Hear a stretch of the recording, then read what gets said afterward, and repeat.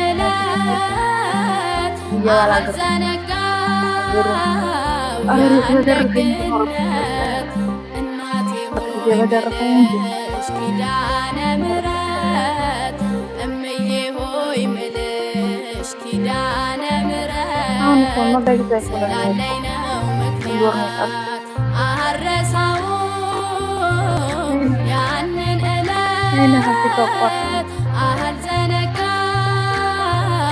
ያን ደግነት እናቴ ሆይ ምልሽ ኪዳነ ምሕረት